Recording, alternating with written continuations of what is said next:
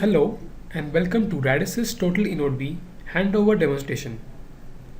Today we are going to demonstrate S1 based handover using Radisys Total InnoDB solution from femtocell to femtocell.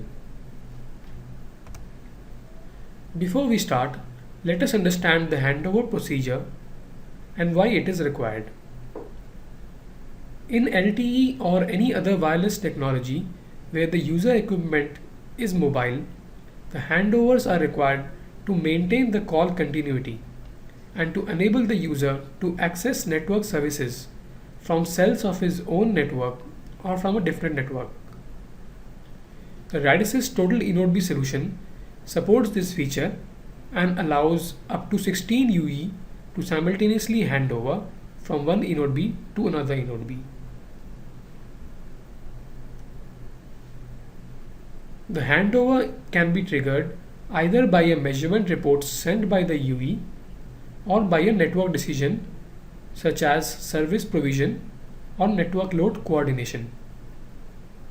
The neighboring cell radio conditions or the RSRP are measured periodically or event based by the UE. The handover trigger parameters such as hysteresis, time to trigger are configured at the InnoDB. When the triggering conditions are satisfied, the UE sends a measurement report to the InnoDB. The InnoDB performs the handover decision and replies with a handover command. This initiates the handover procedure. This is how a typical handover setup looks like.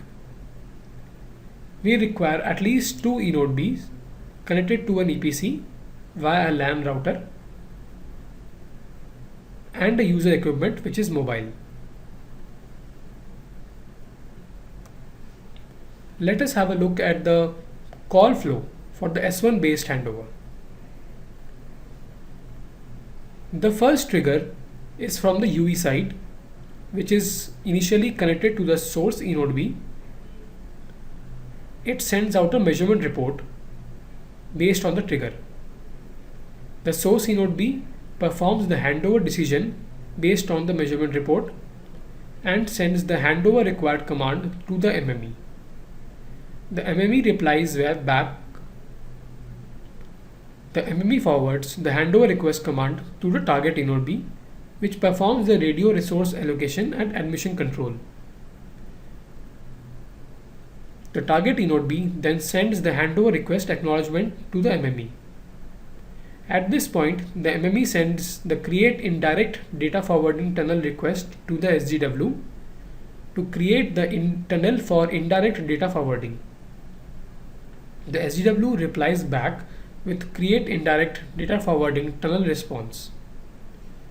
The MME then forwards the handover command to the source InnoDB, which builds and sends the RRC connection ring configuration together with the mobility info to the UE.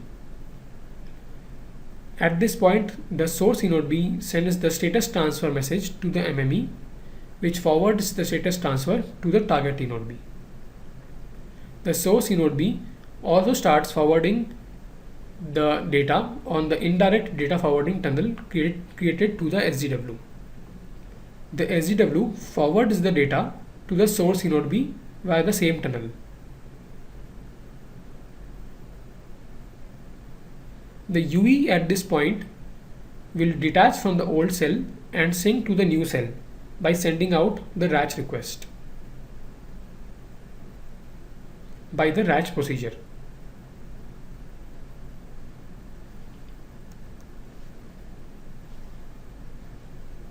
After successfully completing the RACH procedure, the InnoDB the UE sends RRC connection reconfiguration complete to the target InnoDB and starts receiving the downlink data and sending the uplink data. The target InnoDB shall forward the uplink data to the SGW. The target InnoDB shall forward the uplink data to the SGW.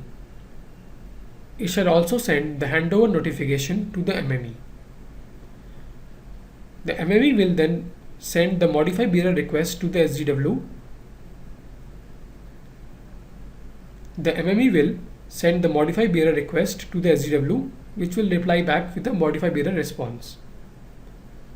After this, the SGW will send the end marker to the source inode B, indicating end of data transmission. The SGW will send end marker to the source inode B, indicating end of data transmission to the old tunnel. The SGW will continue forwarding downlink data to the UE via the target inode B.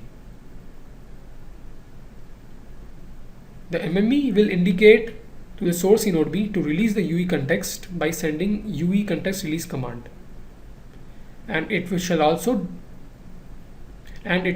delete the previous the indirect data tunnel created by the SGW by sending the delete indirect data forwarding request. Now we shall proceed to the actual demonstration of the S1 based handover. So hi, this is the setup in which we are going to demonstrate the handover feature. So this setup I'll explain to you a bit about the setup. We have two inode Bs, both are on Broadcom chipset on FDD band 7. We are using a Samsung S3 mobile to test the handover. This on the left is the target inode B, there is the source inode B. The source inode B cell ID is 25, the target inode B cell ID is 27. So we are going to move the UE, which is already attached to the source inode B, to the target inode B, and we are going to see a change in cell ID.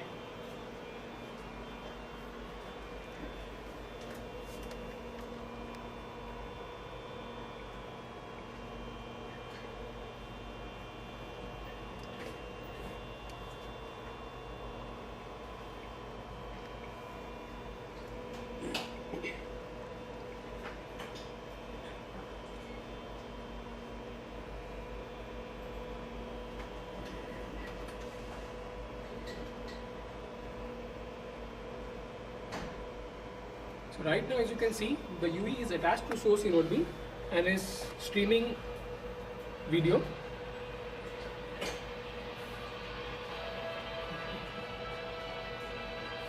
You can see the cell ID is 25, which is on the source inode B. So we are now going to slowly move this UE from source inode B to target inode B coverage.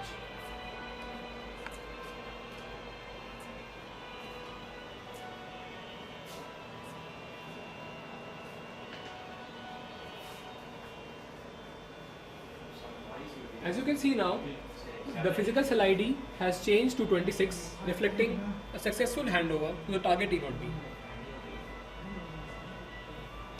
This you can also verify from the Wireshark logs, which capture the S1 based handover messages between the source and the target inode B and the MME. And as you can see, the UE is still seamlessly streaming the video, indicating a seamless handover. So this completes a successful intra-frequency S1 handover. For any queries and other demonstrations, please visit www.radisys.com. Thank you.